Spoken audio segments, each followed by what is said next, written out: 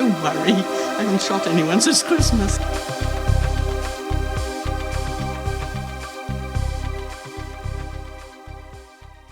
Welcome to round 53 of Eat the Buckle, the podcast that puts two horror movies in a head-to-head matchup where the loser will remain in the ring another week, and we'll watch it repeatedly until we've determined the worst horror movie ever made.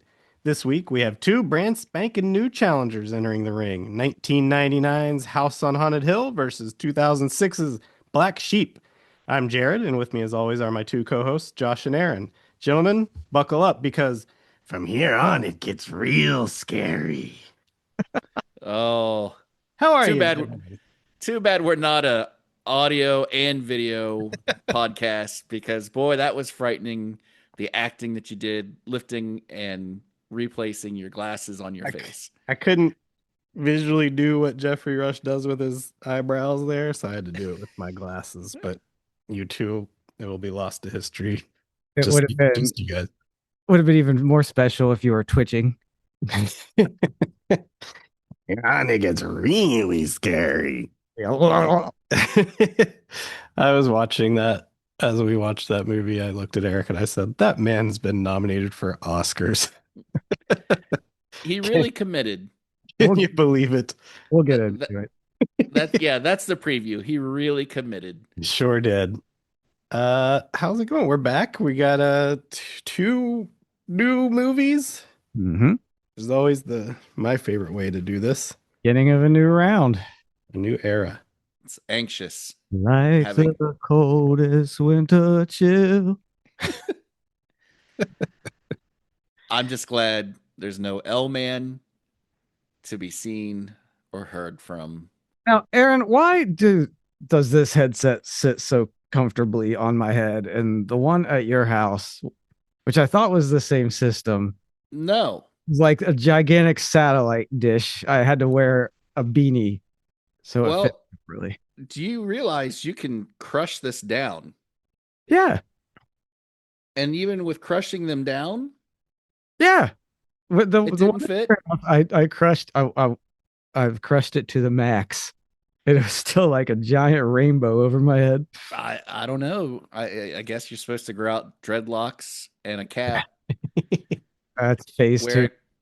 Wear a Kanga cap. Did you crush it? Learn to play bass. Crushed it. You didn't Dave Mustaine it enough. I didn't. No, but he got infected by all the New Zealand DNA in that toque. That's right. That he said Black Sheep baby 2006. Yeah. Baby. Oh, we didn't even. Which one are we covering first? Is that a segue? It can be. We usually do chronologically. That makes more sense. Yeah. That would be House on Haunted Hill. Yes. That would be House on Haunted Hill. But we don't have to get there yet. Well, you blew the segue. Back. So just go ahead and do funky little house, ain't it? Gets Wait, that sounded more like Love Shack. Funky little house. All right. Hey, little house. Funky old house, isn't it? It's funky old house, not Funky old house, ain't it? Sign says Haunted Hill. Got me an asylum in the basement of my house. And me and Chris Kattan are doing blow. allegedly. This? Oh no, he wrote a biography. Oh, it was definitely yeah. Is there a chapter on this movie? I wonder. No. Well, Oh, okay. I don't know. I was gonna say there's not a lot of movies he's been in, right? I'm sure there is. I have not read his biography. His autobiography. Two chapters. 1, this. 2, Corky Romano. 3, cry for help. Yeah. Well, let's just get into it. I think we're there. This came out October 29th, Halloween weekend. Wow. 1999. Think of the halcyon days of 1999. A Well- totally not problematic president in the White House. Oh, yeah, how things have changed, but not. But actually, they have changed for way for the worse. Sure. But the only thing you had to worry about was Y2K, just about, what would that have been, 10 weeks away from Yeah, coming to fruition. That means but Lawnmower Man was about to take over the mainframe and shut everything down. .coms hadn't busted yet. .coms hadn't busted. We were just If you were a old white enough kid in West Virginia, you figured racism was solved and everything was going to be hunky dory. we probably maybe even went and saw this on an opening weekend, or I did not. I I- did. you did. Yeah. Oh, I don't know. It was Halloween weekend. I doubt I went opening weekend, but I definitely saw it in the theater. I bet we had some beast ices. That Oh, that's a given. Dunkin' Dough off the, sorry, Aaron, go ahead. I was going to say, every time my liver and descending colon hurt on a Sunday morning, I think of all those 30 packs of Milwaukee's best ice. Just laying the foundation. Just pretty much 8 to 10 years of nothing but beast ice. There is just a solid layer of beast ice at the bottom of your colon. It's just sediment. It's just sitting there for life. When was the last time you had a beast ice? Milwaukee's best for the uninitiated. Milwaukee's best ice. It's been some years. Should we just say fuck it, and next time we do a watch along, we just chug No, beast ice? I can It would remember the headaches the next morning. Not would I ever go back to that. No. Yeah, it's like rubbing alcohol with a little bit of Miller Lite. Yeah, I would say at this point in my life, the cheap, and I drink cheap beer, but the cheapest beer you're probably going to get me to consume in mass quantities is either going to be a High Life or a Natty Light. All right. Fancy pants over there. Mr. Too Good for You. I gotta look out for my fuck it. Okay, I'll do it. It's gonna get really scary. Jeez. If we were going to redo and revisit the shit locker, I feel like that would be a time to break out the beast ice. The championship match. And that'll be the presented by Beast Ice. Yeah. Once we get one more in there, maybe we'll see. Yeah. So October 29th, 1999, this came out Mhm. with a budget of 19 million. Box office. Did it eat the buckle at the box office? Not eat the buckle at the box office. No. No, it triumphed. 65 million. Written by Dick Beebe, based on the original screenplay by Rob White, directed by William Malone, starring Jeffrey Rush, Famke Janssen, Taye Diggs, Peter Gallagher, Chris Kattan, Ali Larter, Bridget Wilson Sampras, and the great Jeffrey Combs. This movie is a roller coaster full of twists and turns and who's its and what's its and This movie is a rest stop full of piss and turds and who gives a shits. Was it Help Me, I'm Trapped in a Cocaine Party with Chris Kattan Simulator? Yep. Will it eat the buckle? Maybe. Let's find out. Gentlemen off the top rope, what did you think of The House on Haunted Hill, 1999? Yeah, it was a movie that came out in 1999 and it shows. It certainly does. I had a lot of love for this movie when it first came out, and rewatching I couldn't think of why. Yeah. Then I did a Google search of horror movies that were released in 1999, and it stands out among the cream of the crop if you compare it to the other garbage that came out that year. Did Blair Witch come out in 99? Blair Witch did, and that is obviously Yeah. that was a pop culture changing moment, putting found footage on the map pretty much. Mhm. Yeah. Let me Google this real quick. While you're doing that, I'll give it my Dunkin' Dough. Yes. Last time when we announced this movie, I said that it was the only movie I've walked out of in theaters. Excuse me. That was false, and I confused it with the other remake that came out around this time. That's just The Haunting Yeah. with Owen Wilson. That I conflicted. That came out in 99. That came out. Okay. I Yeah. think I went to the drive-in and saw this with The Haunting. Oh no, they're the same fucking movie. That's amazing. Okay, so Yeah, go ahead. according to Google AI, here's top 15 horror No. movies for 1999. Am I gone again?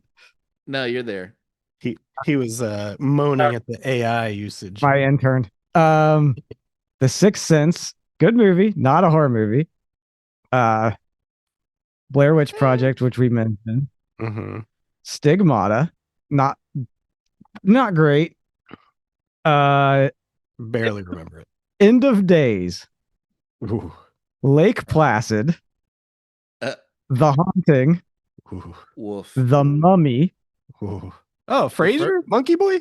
Monkey first Boy's The Mummy? Mummy, I mean, that's tops of this list so far.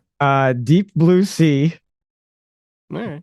The Faculty, Love the fact. and the Lou Diamond Phillips vehicle, Bats. Oh, Oh, bats. excuse me while I write a little note here.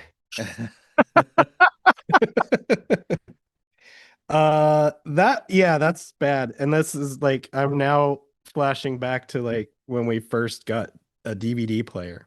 Mhm. And I'm pretty sure I owned all those movies. I just I was just gonna say I know I've seen these on DVD.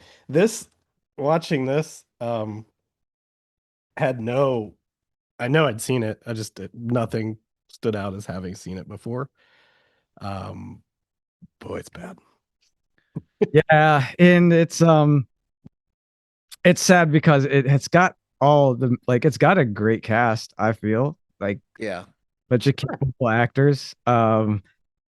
It's got a great idea, and it's based off an already existing Vincent Price movie.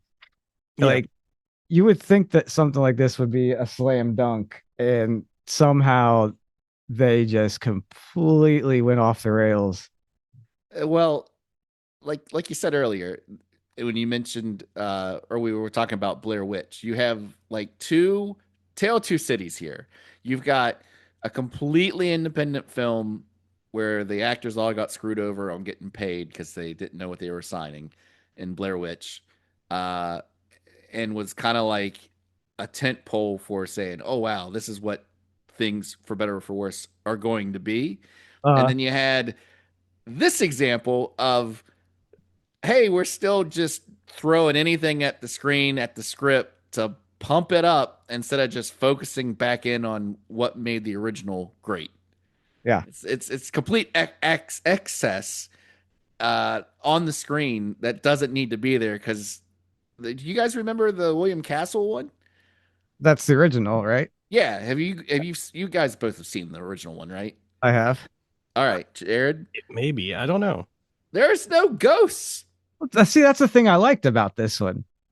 I enjoyed that they actually put some supernatural stuff in it because yeah, the original one is really just a bunch of people trying to screw each other over, and there's no actual ghosts. Oh, So it Sorry ends to spoil a 70-year-old movie. damn it.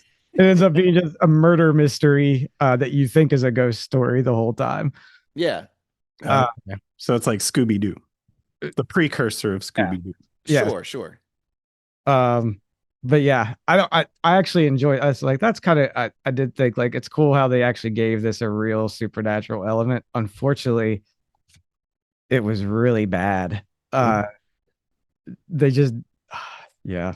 Every excess that you can think of, they ripped off. Tool. Oh, yep. They ripped off a bunch of Tool and I'm not saying rip off. I'm just saying they applied what was cool 5 years ago and then put it in this movie before it was made. I was just gonna say. So Sorry. there's a sober video, Tool credits. There is the whole sequence that looks like the Closer video. Mm-hmm. where they're for the dunk tank for schizophrenics. Mhm. There is the Marilyn Manson mic drop. Which literally came out 5 years before this movie. Uh, I couldn't believe it. What?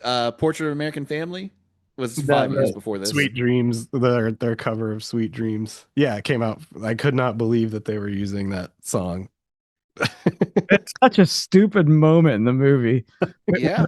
when the ghost is rewriting the party invitations on each. Now think about this. You've done your elevator pitch, and you've said, "Hey, remember those old William Castle movies? We're gonna remake them for modern eras." And throw a bunch of boobs, special effects, and this Marlon Manson character at it. And we're going to make all kinds of money. And Yep. by the way, the ghost is going to know what email is. Get into a Word doc. Actually, it wasn't even an email, it was a Word document, right? Mm, I was a little fuzzy on how that whole thing transpired, to be Because honest. it must have been an email to his assistant that they were changing the guest list through, we'll say, Word, and then the apparition, the unknown, sent an email to Price's assistant, and then she mailed out the physical copies. yep. Uh, did you love how at the middle of the stupid opening that rips off every Tool video, the thing to scare you was that just some like a head of a bald guy twitching Frank appears on Black. screen, and yeah, a guy who looks like Frank Black just appears and starts twitching and screaming. Yeah. It's like, ooh, scary. I looked at Erica at some point and said, I bet there's going to be a lot of like the fast twitchy head shakes going on in this movie. And Oh, yeah. That's the only thing I really remember from the first time seeing this Um, was Jacob Ladder twitch. yeah, exactly. but again, I'm watching the credits roll, and the cast is like, this is an ensemble. Like, all right, maybe at least the performances are going to bring it, and the performances did not bring it. No, Uh, nobody was good in this. It sounded like Lisa Loeb and Angel. This was like English was the second language, the way they were acting. Which Yeah, I don't know that guy's name, and I never grew up watching Buffy, but I know that's that dude from Buffy, yeah. the TV show, Wait, and I which guy? the cameraman Oh, didn't even in the count. very beginning. Oh yeah, I forgot to put Lisa Loeb in the starring, and she got a pretty big credit there. I do have to argue with you though. Jeffrey Rush I thought was good in this movie. If not good, at least he really embraced the role and was hamming it up and chewing the scenery. He didn't Pierce Bronson L-man it. I'll give him that. But I had the entire time I had to keep literally reminding myself this is not James Woods. He seemed like Oh my God! he seemed like he was Yes! just doing a James Woods impression for 90 minutes. At the very beginning at the amusement park, up through his office, he is doing the pissed off James Wood till they get to the house. He's doing James Woods, and then once he gets to the house, then suddenly he becomes Vincent Price. There were times where I had to literally remind myself this is not James Woods. It was freaking me out. Well, then he's a good actor. I mean, if that's what he was going for, sure. He is a good actor. I don't agree. I don't mind him in this movie because we were taking the piss out of Angel and Lisa Loeb. I think at some point, who was the director on this? I want to say Mark Malone. William Malone. I think he was trying to tell them, hey, we're trying to make an expensive B movie, so don't act like kind of like what they did with Mars Attacks. Yeah, it could have been played heightened. I don't. No one else was doing it. I don't think William Malone is smart enough to make a decision like that. I think that's Rush with being like, I'm going to do what the fuck I'm going to do, and you're going to film it. Yeah. I got one more note on the cast. Uh-huh. Ali Larter was the bee's knees back in the day. She was great. Oh man, she was Not in this, but was great. What else was she in? She's in the fact. No, she was in Final Destination. she was in To Varsity Blues? what was that cowboy or the western with Andy McDowell? Bad Girls, Cowgirls, something like something like that. she was in that. Was she not in The Faculty? I can't remember if she was. I just know that I used to be in love with that gal, and she was in my favorite issue of Maxim that I had as a Jeez. young man. Maxim. It was probably for this movie. It might have been. Probably promotional for this very film. God. I remember reading her interview where she's talking about how she just loves to cut it up with the boys and Oh, of course. pretty much what every model said in Maxim that they, Yeah. I love going out for wings, beers, and watch football. First use of AI was just Maxim interviews because it was the same. No, at the time it was personal assistants and interns. Yeah, right. No, she was great. She was good in other things. I did not think she was good in this. No. She's on the upper crest of good in this movie. Yeah, it just something was not right. But you know what? What's her name? I got a real kick out of this because Bridget Wilson Sampras is in this. Wife of legendary best American tennis player of all time, Pete Sampras. Yeah. So, at one point it hit me. I was like, Pete Sampras watched this movie and had to be like, wow, really good. Yeah, I like that. He had to go to the premiere and pretend that it was good. Maybe they weren't married yet. Maybe I'd have to look up when they were. Maybe married. they at some met. point he's had Maybe to- they met at the premiere. Maybe. For the longest time, I had this and The Haunting of Hill House confused in my mind because to me, truthfully, I think William Castle was the original Art Asylum, like red box filler. Yeah. And so instead of writing The Haunting of Hill House in an adaptation, he just said, let's confuse it and call it The House on Haunted Hill. Yeah. Because even though I know I've seen The Haunted and have read the Shirley Jackson book and watched the Netflix when I still had it series, every adaptation of that book has nothing to do with the actual source material. They just kind of like, hey, it's a house that's haunted. All right, let's go. Yep.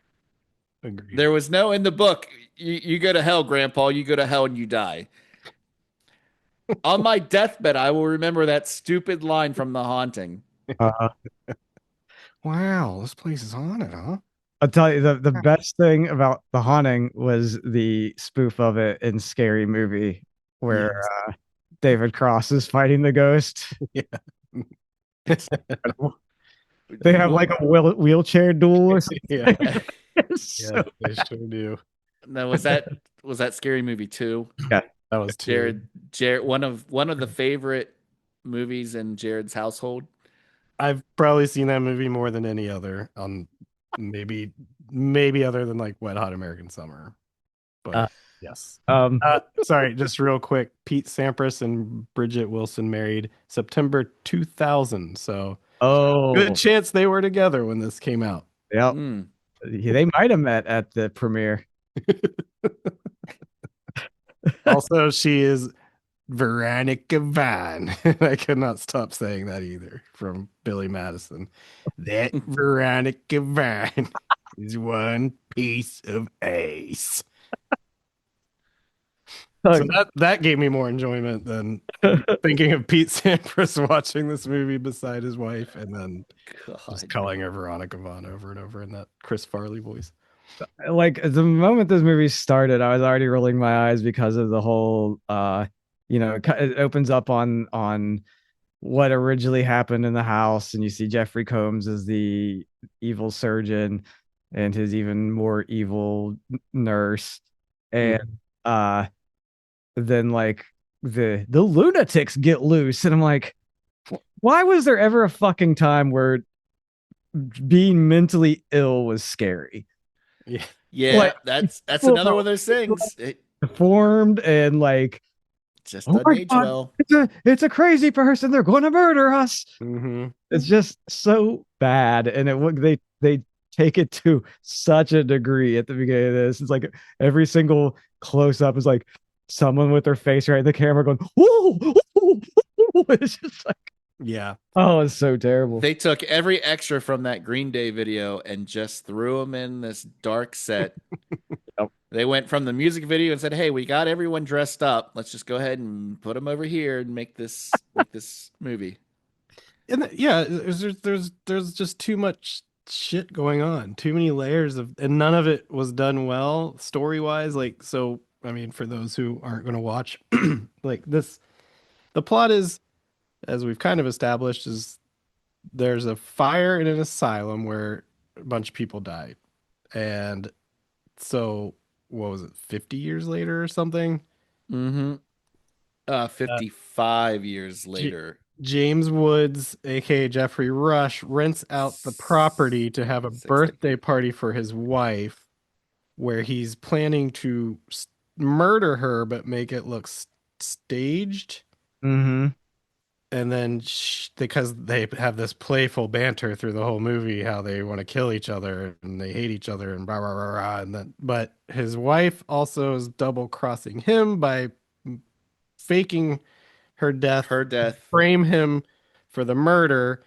Meanwhile, the ghost has invited six people who are descendants of the staff from 55 years ago who burnt the place down and locked the doors with all the inmates inside of it. But they lived. There's only 5 survivors.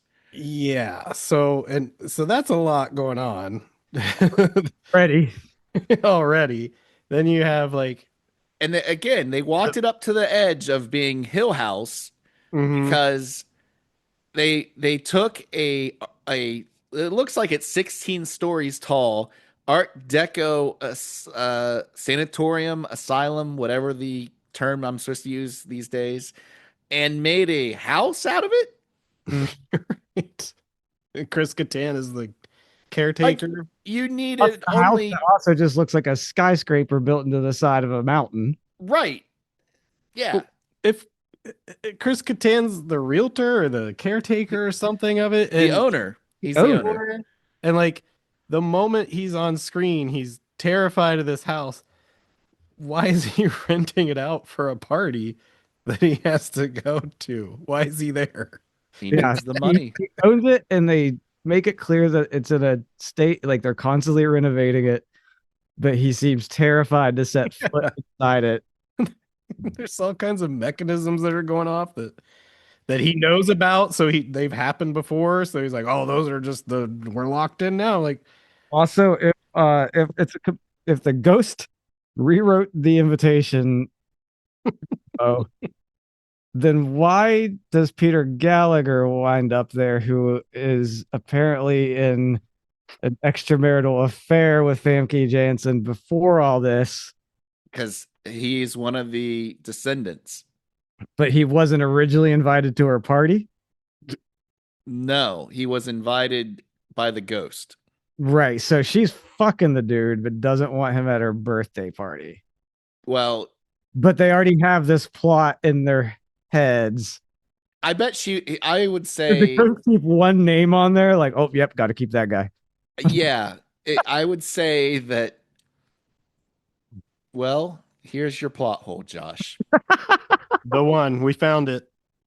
At the very beginning of the movie, how does the ghost monster Mist know that Famke Janssen is in a tub watching Peter Graves spit bars about Jeffrey Combs, Vanagut or Vanacut, whatever the fuck the guy's name was, uh, and know that just because she's rich, she'll be at the house, Uh, and she's somehow dating one of the descendants of the sanitarium's workers. yes.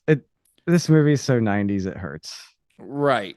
You have to have the biggest leap of faith from the jump that once you get out of the movie theater, you go, wait, what the fuck? What, how, why? Now, I can tell you one thing I did enjoy. Uh, I did like the scene where Sampras's wife has the camcorder down in the basement and she's holding it up and she can see Jeffrey Combs and the nurses like operating on somebody, that she lowers it and they aren't there, and then she like raises it and they're there, and then Yes. like turn and look at her. That was a really cool kind of creepy scene that immediately Yes. gets ruined because like right up in the lens, you could just get like twitchy, malformed human body going, and then just like Yep. instantly ruin that cool shot they set up. Yeah. Yeah. You didn't. That's what sucks is I was watching that scene today and I was like, I remember this. That was kind of like hairs on the back of your neck stand up because you see it. However they did that, that was actually a really good setup Mm. where so we'll give props to Malone here, where you're behind her as she's looking through one of those handheld cams where it's got that big screen. And like you said, you see it go up, you see it go down. That's great. That's way more scary than having things twitch and move like they're in a Tool video. That's the rest of the scares in this movie. Yep. Yeah, 1999 wasn't a real less is more time at the theater. This And was if you're remodeling this house, which apparently they only remodeled 2 floors, because if you go in the basement, the very first thing is a bodies like that went around museum Right. exhibit right at the bottom of the stairs. Yep. I think the very first thing I would do as the new homeowner is be like, guys, let's get this cadavered corpse and human and dead child across the room. Let's get them out of here and bury them in sacred ground. So that's step one, I think, when you're in your asylum renovation. And go ahead. well, I was gonna go off. Go ahead. Oh, I was gonna say Jeffrey Combs was fun to see in this. I guess they only had him for a day of shooting because at some point in the movie they just replace him with a guy wearing a paper mache mask. I wouldn't even Well, say they had him for a day. I think he probably sent in a tape. So, no, most of his stuff that was speaking got cut. that's a damn shame. He's in another William, whatever this guy's name is, movie. Malone. William Malone movie. So he must have enjoyed his time on set. But he does reappear to when Jeffrey Rush gets locked in the machine that drives him crazy because Jeffrey Combs' mustache will drive you insane. I bet I saw that and the only thing I could think of, it was supposed to be scary, and I was like, I wonder if Jeffrey Combs can play basketball. No, I would doubt that he can dribble a basketball. What do you think? How much of that $19 million budget was Chris Kattan's Coke budget? 15.9. Yeah. So you think 15.9 million was his Coke budget? Well, it could have been. So you have William Malone pulled up on your screen there? Yeah. I Read us can. real quick some of the highlights in his filmography. You've probably seen more. I know from when I was looking at this over the weekend, I said, I know I have not seen any of this. This is all stuff Josh has watched. He hasn't done much. He did Oh. TV. He did Freddy, couple of episodes of Freddy's Nightmare TV show, a couple episodes of Dream On, Yeah, Two Tales from the Crypt episodes, Mhm. Freddy's Nightmares. Honey, I Shrunk the Kids, the TV show. Uh-huh. This was his big break, apparently, He because did an episode of Masters of Horror, which was probably the weakest episode of Masters of Horror. Never saw it. this, and he did Fear.com. Yeah, that's the other movie. Fear.com. Nope. I I don't know. believe that's a Donnie Wahlberg vehicle, if I'm not mistaken. Steven Dorff. Steven Dorff, even better. Excuse me while I write a note here.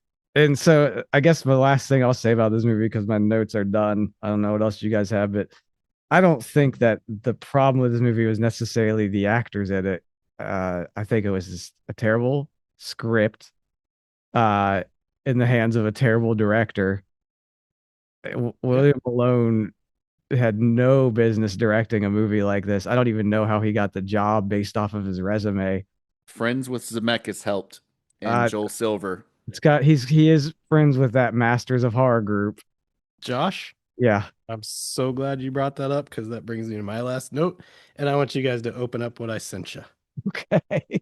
This is not the game we're playing, just a little bonus special unsanctioned round of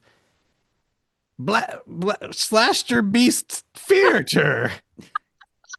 Because something happened in this movie where I said they didn't just say that.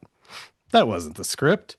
And I rewound it and I rewound it and I rewound it and I put the captions on and I've got a little scene here that we're going to act out. Did you guys open it up? Yep. I'm here. All right. Who wants to be Tay Diggs? Who wants to be Allie Larder? And who wants to be Chris Kattan? I'll be Eddie. Okay. You'll be Sarah. I'll be Sarah. Josh is Chris Kattan. Yes. And so I'll be the narrator. And I'll do. You want to be the narrator, Josh? Sure, I'll be the narrator. The stage directions. Okay. Go ahead. All right. Eddie, Sarah, and Pritchett are walking frantically through the winding halls of the basement of the asylum. They are at varying levels of panic, having just discovered a voluminous pool of blood on the ground as they're searching for one of their missing party. Where is he? He's got to still be down here. He's dead, all right. We're all going to be dead. Will you stop saying that? Sarah grabs Pritchett by the lapel, pushes him against the wall, and screams. Pritchett, shut the fuck up! I just wanted to ask you a question. Now, guys, scene.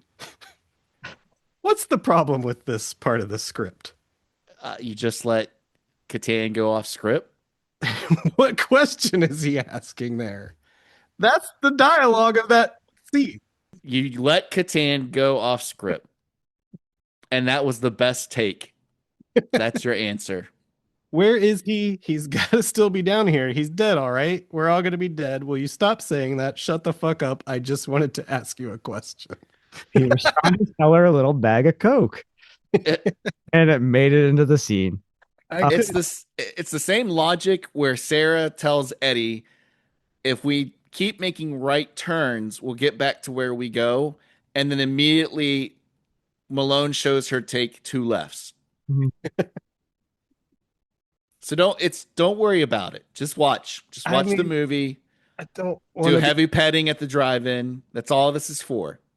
I don't want to be so granular in picking these things apart, but I like to point out because no one's watching this shit as we watch it. So it's just when I see something like that, I'm like, what fucking question is he asking? Where did that come from? I would actually love to see the original script for this, the shooting script for this movie, because I guarantee you most of the dialogue that made it into the movie was completely ad-libbed. At least from Kattan, yeah, because again, it just doesn't make sense. It doesn't line up with what's going on. Yeah. And it's just an inside joke. It's supposed to be funny, I guess. He was in a different movie. Like his acting, his character, his dialogue, his probably mentally from a head full of Coke the whole entire time. He was in a different movie. Another example along your line of questioning. We don't have to read the script page for it. But Sarah says to Eddie, "Thought you were a decent guy." And this is after the fact that he has had 2 women, including Sarah herself, say, "Get your hands off me," or "Get off me." This is how bad things were in the 90s, ladies and gentlemen. She also, I think, refers to him as Puff Eddie. That's Famke does that. Yeah. Cousin Puff Eddie. Yeah. Oh, hey. Hey. Yeah. What a time. I got nothing And to say about this. I want to go on record. Go ahead and drain your notes. Well, I think we may have to save some. I just want to say the ghost at the end is made up of Bond girls from opening sequences. They're all nude, dancing What? in fog. Yeah. I've never noticed this till the Blu-ray that the entire smoke creature looks like the intro to a James Bond movie where it's just a bunch of girls dancing multiplied over to make up that shape. Huh. I didn't notice that. And I don't Yeah. remember any nudity. There was all right, I mean, you see tits. besides that there's drowning tits. Mhm. There are two tuchus in the corner with side boob. There is Pete Sampras's future wife. I don't know if it's her in that one scene where it's all black and white in I the don't think corner. she's showing her bibbies. But the best is when they show her all mutilated into different parts in that kind of like community calendar that Jeffrey Rush bounces into. They put the scraggliest merkin on that dummy.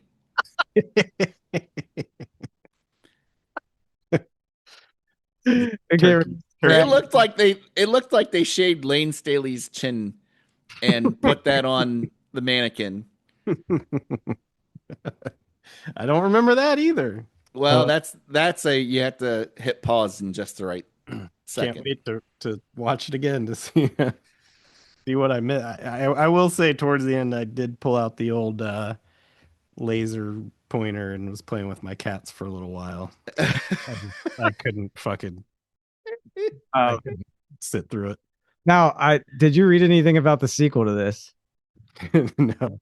But I'll tell you why. If I find a cheap used copy, I'm going to buy it because I was reading that even though the sequel is not rated as well as this one, which is saying something, uh, it was a direct to Blu-ray or direct to video, and the DVD setup, so it's like a choose your own adventure with 62 possible different choices. So you could actually like make this a different movie based off of how it goes, which would be kind of cool to see. Yeah, which again that goes back to the William Castle shtick of let's do the Tingler or whatever. Or what this movie it was let's have a suspended skeleton fly through the theater. All right, gang.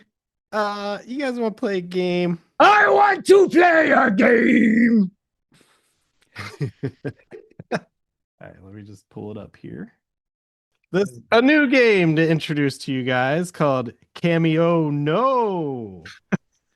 The Baldwin Loser Draw Edition. Yes. Here's how this game's played. I've got a list of characters from this movie and L-Man. Not characters, actors. We're going to take turns. I'm going to name you the actor, and you're going to have to guess whether they're on Cameo, if their total is below Baldwin, so $40, between Baldwins, so between 40 and 150, or over Baldwin, over 150. Okay.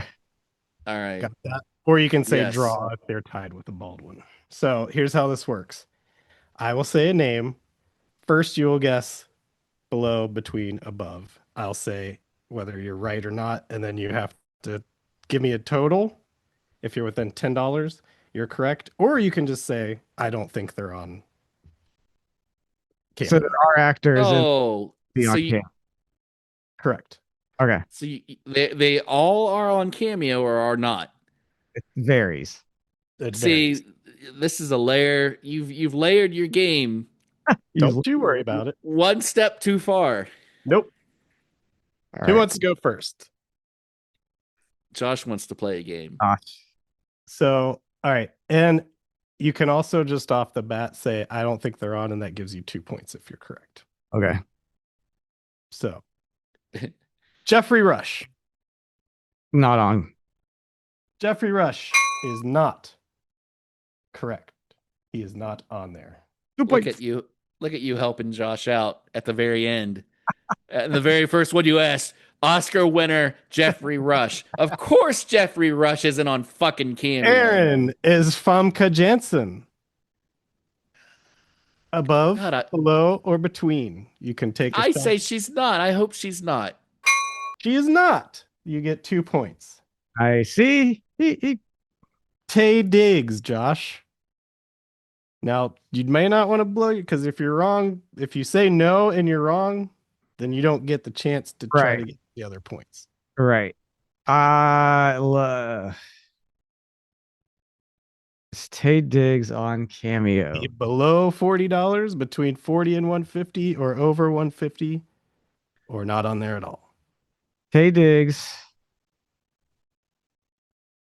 is on Cameo, and he's between the bald ones.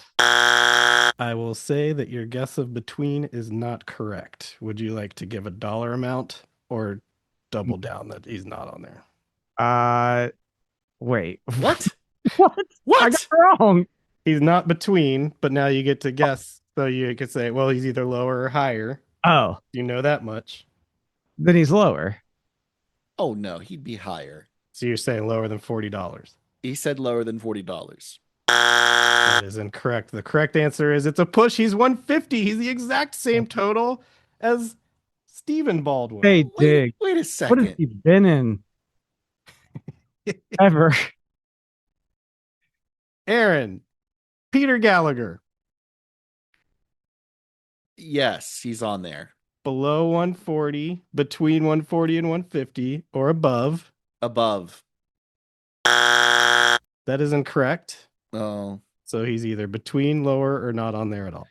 between. He's not on Cameo. Wait. All Thank right.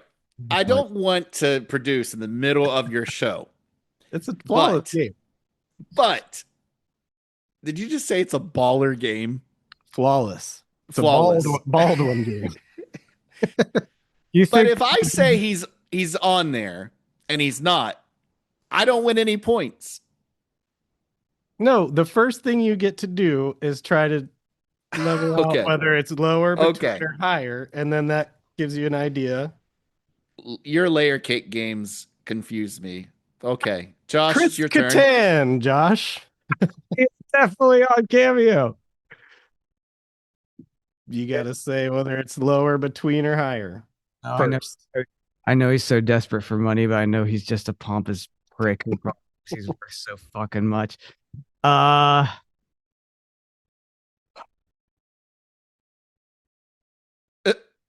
He's between the bald ones. He is between the Baldwins. Now give me a dollar amount, and if you're within $10, you get 2 points. You get 1 for being correct initially, and now you give a dollar amount. 60. 125. There was no way Chris Kattan was settling for under $100 because when you get that 20% discount, that's why it's 125. Holy shit. Allie Larder, Aaron. Oh, gentlemen. I wish you would have saved this for Josh because I can't stand her acting. I'm going to say yes. But first, you got to guess lower. We don't know how this. No, I don't. Lower You between. You can go for the guppy and just say no. I don't think she's on there. And if you're correct about that, you get 2 points. Or you can try to level it out by saying if you think she's on Yes. there, then say If she's lower, on middle, there- or high. I'm going to say yes. She's on there and higher. That it is not higher. Now you have to decide if she's on there at all or lower. She's between. She is not on there currently. Oh my God. She once was, and she has 425 fans that want her back. I might be one of them. There is a statistic that says 425 fans want her back. He gets email updates every time. She's like, how many different email addresses is this guy Josh going to use to try to get me back on Cameo?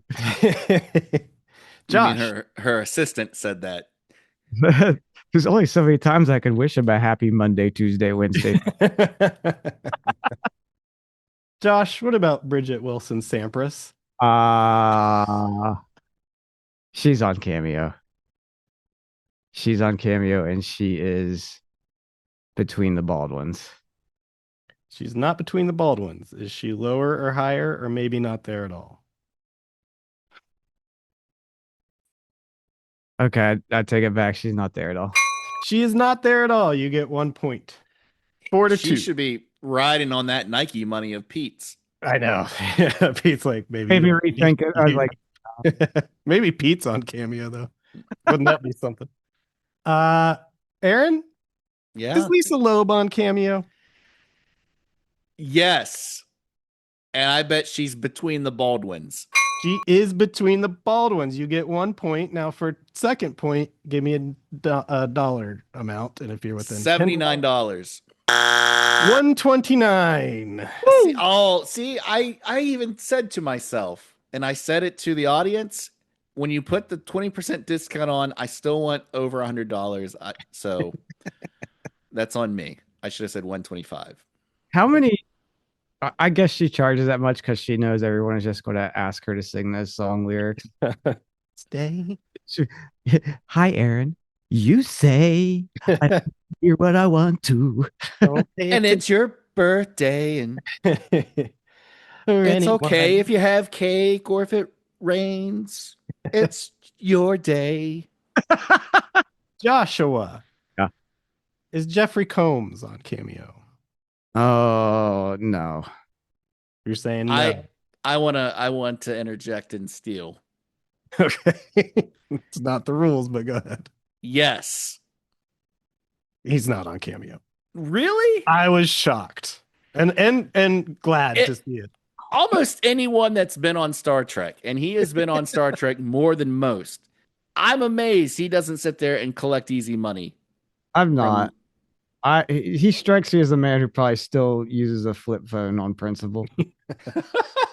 Probably has no assistant being like, you know what you could do to maybe make $1,000 here and there.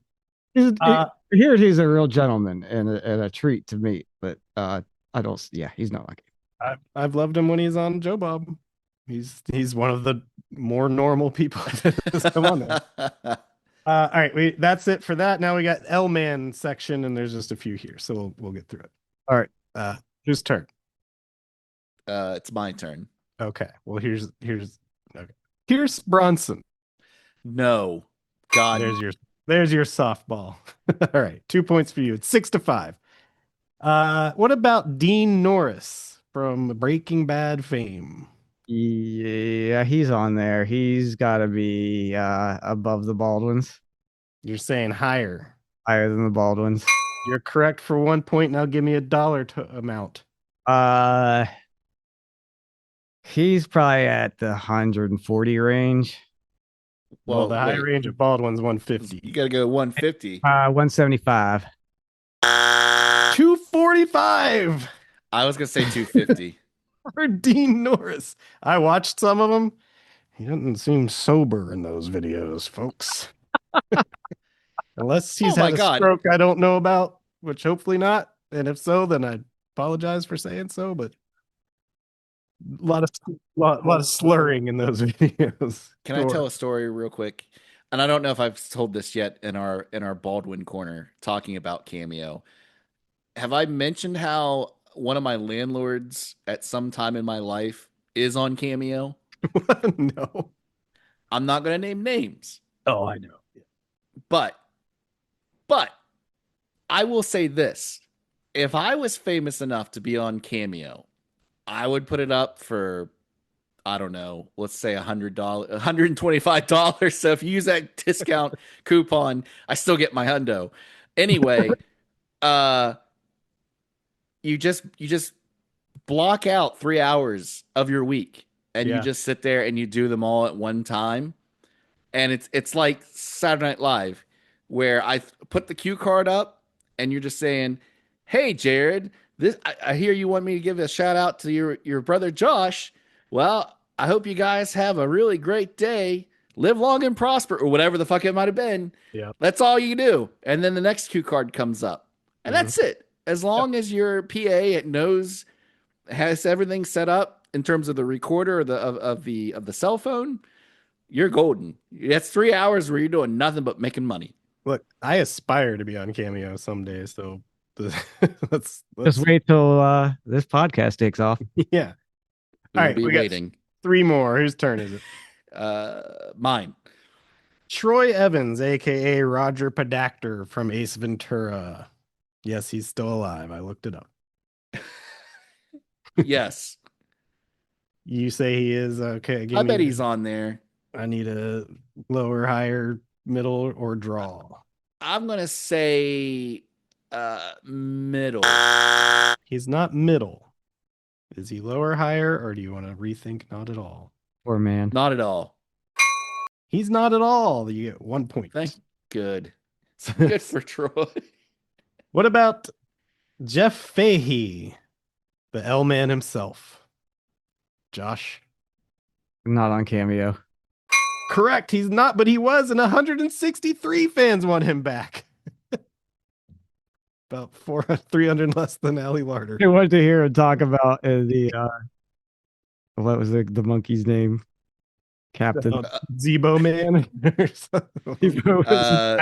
Proto Man. Cybo Man. Yeah. Cybo Man. And the last one, not in any of these movies, but it's just I needed to throw it in there. Hilaria Baldwin, Alex's wife. The Higher. Lovable. She's higher. Hilaria Baldwin. She's higher. Not higher. Really? Between. Well, give me a total. I'm gonna give you 125. Can I steal? Sure. 50. 99. Oh man, she comes right under that Honda. Really big dick and Adam, but not quite. Do you think they had a conversation about that? Like, This is what they It's not. talk. Wait. It's Yeah. not Adam Baldwin. Adam Baldwin is not a Baldwin. Billy Baldwin? Which one is it? Which one's the Daniel. Daniel. Yes, sorry. Apologies to Adam Baldwin. Putting that out in the He may be on there though. no, he's not. Daniel Baldwin will Daniel get Baldwin. paid handsomely to wish you all a happy Easter in a few weeks. All of his videos are him with his 2-year-old son, and he's always like, "I'm just here with Cap."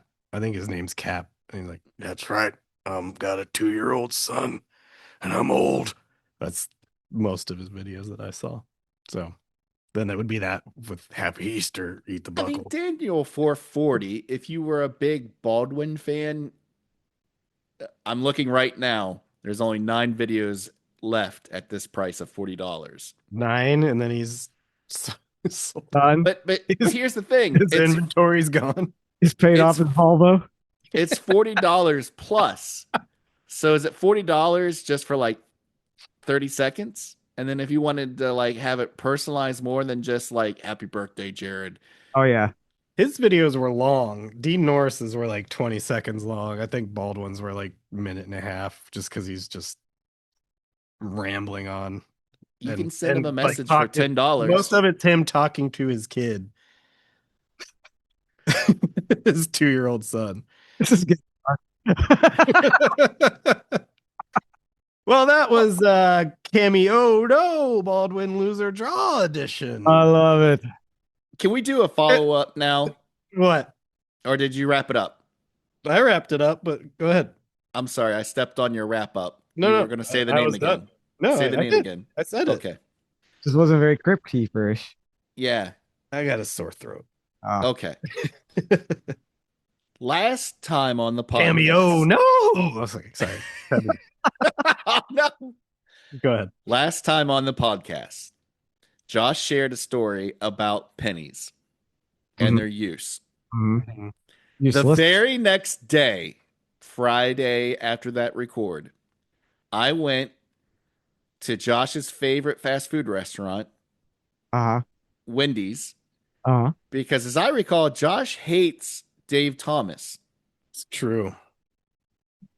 It is true. But Fire of 1,000 Suns. He hates. I will say Wendy's does have the best spicy chicken sandwich. the Asiago spicy chicken sandwich is the best sandwich. You have to get the Asiago and you just say spicy, and they go, "We'll hook you up." All right. So I go through the drive-through and I'm like, I'm gonna pay straight cash, homie, for this fast food.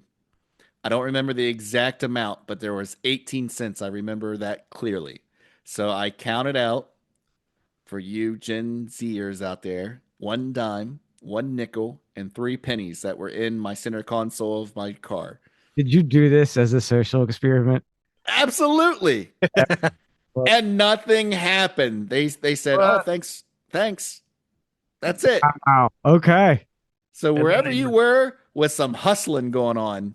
I was at the shitty little gas station right down from your house, friend. Well, that's the home of hustling. I was gonna say, There's wow, more hustling than teeth in that place. I can tell you that much. Yeah, yeah. There's definitely more pennies than teeth. anyway, yeah. Anywhere else that you go in the surrounding metropolitan area, quote unquote, exact change is fine. Okay. Yeah, I was gonna say when Josh was ranting and raving about pennies last week when we were trying to just focus on a movie. Started. What, like, how are they getting away with that? Because if they're doing that for every purchase, you think like 2 pennies per purchase every day, roughly, give or take. They're fucking. Point. It's a racket. I guarantee you that person has worked maybe 4 hours total and got fired down there. Thing I love about that place is there's always two people working, sitting behind the counter, and one of them is always doing absolutely fucking nothing. Just sitting there 'Cause- staring at people while the other person like runs the register. Because one is training. That's how much turnover there is down there. I have never. There was one I thought guy. maybe they just had to be on the buddy system in case they got robbed. No, there was one guy. God rest his soul. He and his kids sometimes come up for trick or treat. That was there for 6 months. And it was almost like doing your tour of Nam. I was like, oh my God, this guy's going to last if he's been here for 6 months. And then one day I went in and he was gone. Old boy's gonna make it. Oh no.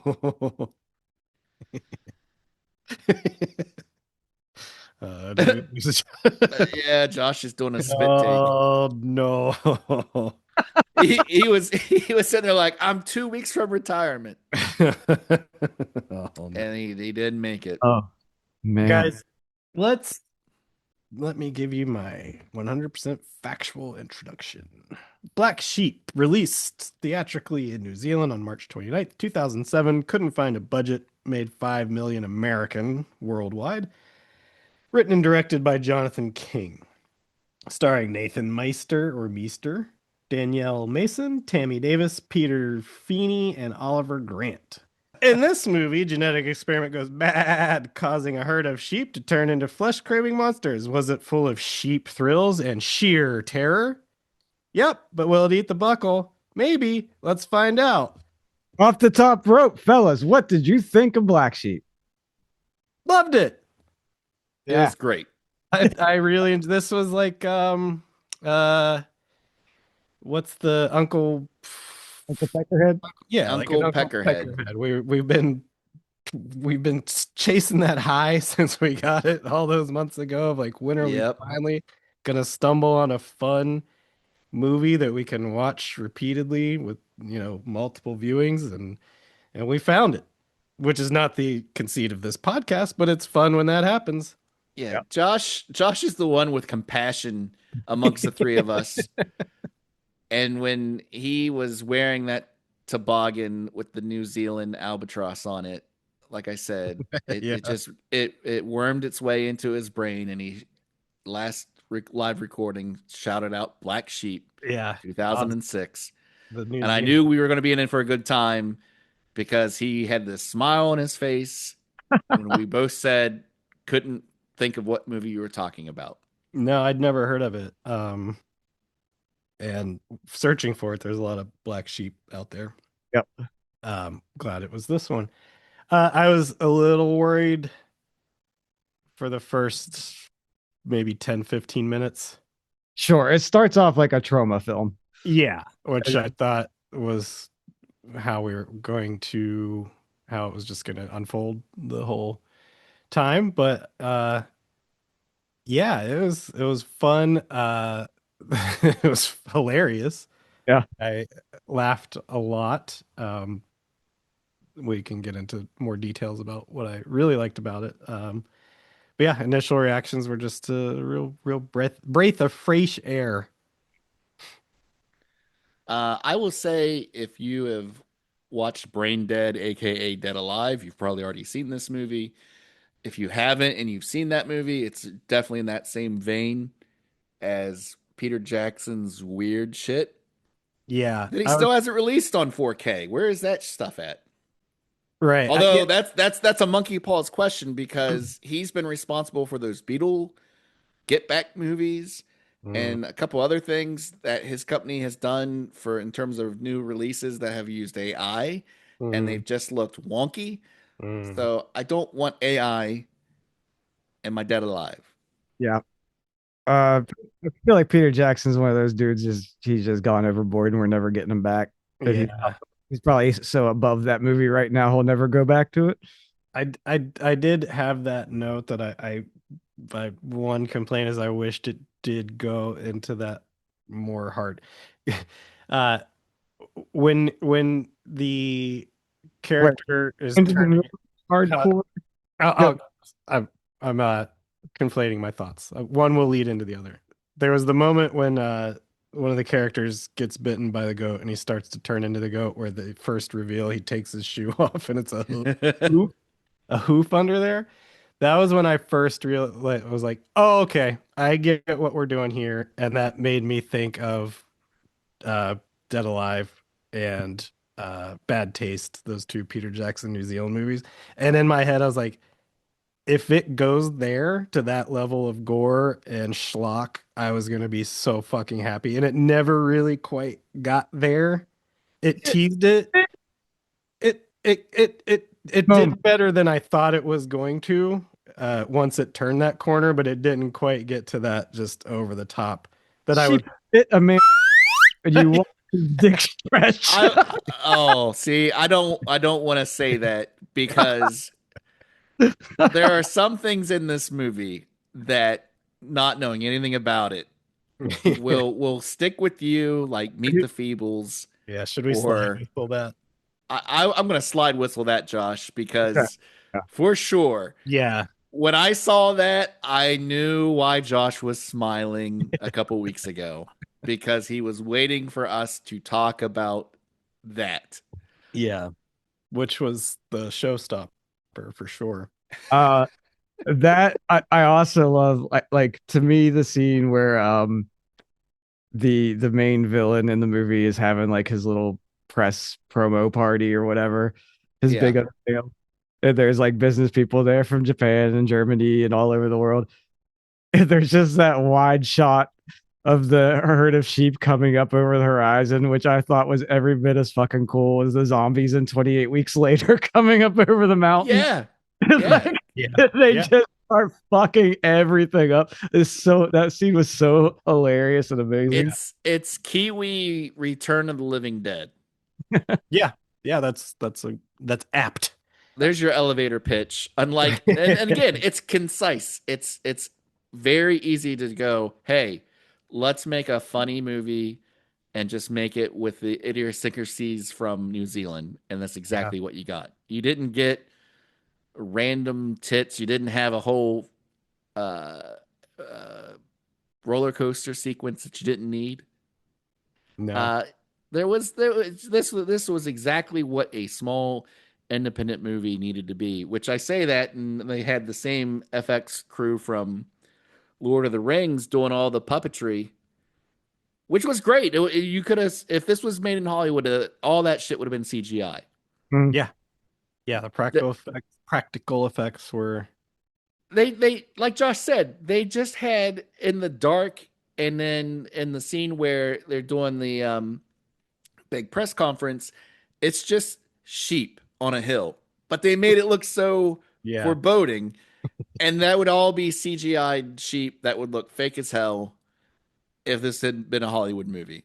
Yeah, it was delightful. There's a part I want to point out where this turned me. Where they're in the back of the truck and he's trying to get the chainsaw to work, and then the sheep starts driving the truck. Mm-hmm. This was in like a 30-second run here of like the comedy of the chainsaw not working, and then the sheep driving the truck, and then they all jump out, and then a sheep farts, and that got me fucking rolling. And then 2 minutes later is the hoof reveal. Yeah. That's a fucking combo breaker right there. I lost my fucking mind in that like 2-minute span. I couldn't believe it. And then for the rest of it, I was just like, it was such a relief just to be like, okay, now Yeah. I'm gonna enjoy this. And I really didn't even take notes that much because I just wanted to like, once I realized what it was, I just wanted to bask in it. Yeah, I did the same thing. We never get to do that on this show. You guys are welcome. My real big note at the very end was this ending is right up there with Christmas Evil, where I don't want to spoil it for anybody. Now, like again, House on Haunted Hill from 1955 or 57, 56, whatever it was, that's one thing. You should have seen that by now. This, all three of us should have seen by now, but I'm glad that we didn't, at least two of us, so that we could talk about this. But this is right up there for me, at least. Not the complete ending of the movie, but what happens in the last 20 minutes is fucking as stupefying as what happens in Christmas Eve. Yep. Yeah. It's good. It just kept going and going and going and going harder and harder, and I appreciated it very much. Yeah. And I haven't looked to see if this team, or I guess it was just one guy. What was his name? Jonathan King. Yeah, Jonathan King. I haven't looked to see. Supposedly, there is Black Sheeps coming out in pre-production at the moment. I'm here for it. I am here for it. 20 years later. Yeah, I guarantee you someone was like, remember how this came out around 28 days later? Well, why don't we just make this again? Black Sheep, the Bone Temple. Black Sheeps. No, I mean, I don't really just see it. If you can see it, whatever. What did I watch it on? It's on all the free stuff with ads. That's on. Check it out. It's a fun ride. It's a blast. If you ever wanted to see a sheep that looked like Ron Perlman, that's not a special effect. This is the movie for you. And just and slight spoiler, I did like what I loved is usually when you have a horror movie like this involving like an animal possessed or whatever, it's always just the animal. And I appreciate this that the animals were also turning people into zombies. And so like not only did you have the crazy fucking sheep, but you had the zombie mutated humans to worry about as well as that. I just thought that was like an extra fun little twist. Yeah, I thought at first we were going to be in like slaughterhouse territory. Was where I thought it was going. That's what you think. Yeah, and I was it just get much crazier than that. Yeah, and yeah, I don't think there's going to be much surprise on this week's choice. As to who ate the buckle? No. Yeah.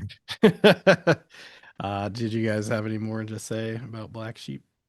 Watch it. Watch it. It's a great movie. Yeah, watch that. A few times we all agree. It's a slam dunk. This would be great on a Joe Bob. Yeah. He needs first or second movie. Kind of shitty needs to get back to showing because I got Joe Bob. You're on notice, buddy. You better pull some shit out this week, or I don't know. Still gonna subscribe to Still Shudder. gonna subscribe and still watch it, but it's It'll be a like catch it when I can kind of thing, not appointment television. For posterity, ready? 3, 2, 1. House on Haunted Hill.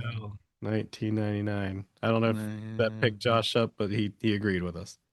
House on Haunted Hill. Yep, there you go. All right. So Aaron, you will be 1, 2. Josh, you're 3, 4. Let's see what the random picker picks. You ready? You got your picks?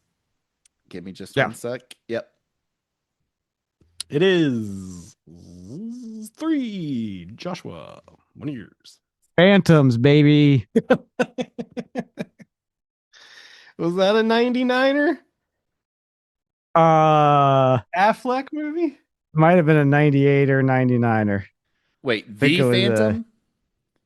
Phantom, the Ben Affleck movie Phantoms. Oh, 1998. 98. Oh boy. Oh, because of Dean Koontz? Is this a Coots? It's a Koontz. Screenplay by Coots. All right, we got to all record with our best Coots hair next. Oh, Go. Rose McGowan. That's okay. Uh-huh. I'm on to you, buddy. I'm on to your tricks. He's going Yeah, after buddy. all of his greatest hits. I'm shocked there's no crossover actors between House on Haunted Hill and Phantoms. But anyway, there you have it. Phantoms from 1998. So it'll have a battle of the late 90s next year. Next year? Next Next might be time. next year. Well, next time. Well, that'll do it for us, I guess. You know, as we lead into Valentine's Day, all my picks are just going to feature the women that I it's a young teen boy. Maxim sticky pages. I'm Maxim. Oh, God. I pulled Oh, save some room for next week, folks. There's a whistle. Check us out. No. Check us out on Blue Sky and Gmail, BucklePod at those things. And Like, subscribe, smash those buttons. Smash them. Give us some love. Smash those buttons like Josh was smashing himself in Maxim in 1998. Mashing himself. Mash. He did the mash. He did the niche. The mix and mash. All right, folks. That's it for me. All right. Bye, Buckle Buddies. Au revoir, Pee-wee. Actually, it's probably highly toxic genetic material. Fucking A.